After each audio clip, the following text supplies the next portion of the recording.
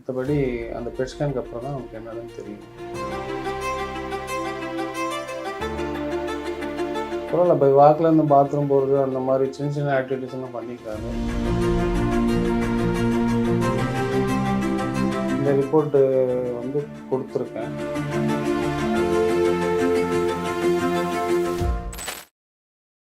எங்கள் அப்பாக்காக வந்திருக்கேங்க. அப்பா பேர் ஹுசேன் ஷெரீஃப். நான் ஈசிஆர் அந்த பானையூர்லேருந்து வந்திருக்கேன். இது என்னுடைய 4வது பேட்சுக்கு உண்டான டேப்லெட் வாங்க அப்பாக்காக வந்திருக்கேங்க.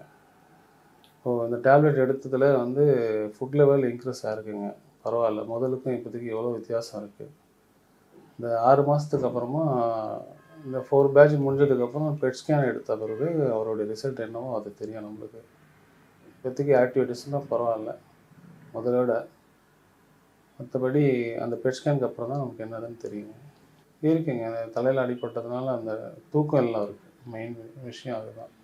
அதனால் அவருடைய செல்ஃப் எதுவும் பண்ண முடியாது. நம்ம ஒரு சப்போர்ட்டு இடம் தான் பண்ணுறாரு எதுவும்.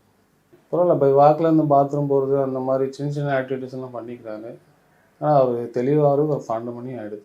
தூக்கம் கலைஞ்சி அவர் தெளிவாகிறதுக்கு அவருக்கு 12 மணி ஆகிடுது. அதுக்கப்புறம் தான் அவருடைய ஆக்டிவிட்டீஸ்லாம் கொஞ்சம் மாறி ஈவினிங் வரைக்கும் நல்லா இருப்பார். அதை எப்படி இருக்கான்னு கேட்டாங்க. அந்த ஃபஸ்ட்டு சொன்னது தான். இந்த ரிப்போர்ட்டு வந்து கொடுத்துருக்கேன். பார்த்துட்டு எதுவும் சொல்லலை. அந்த பெட் ஸ்கேன் பார்த்ததுக்கப்புறம் தான் அவருக்கு என்னதுன்னு நம்மளுக்கு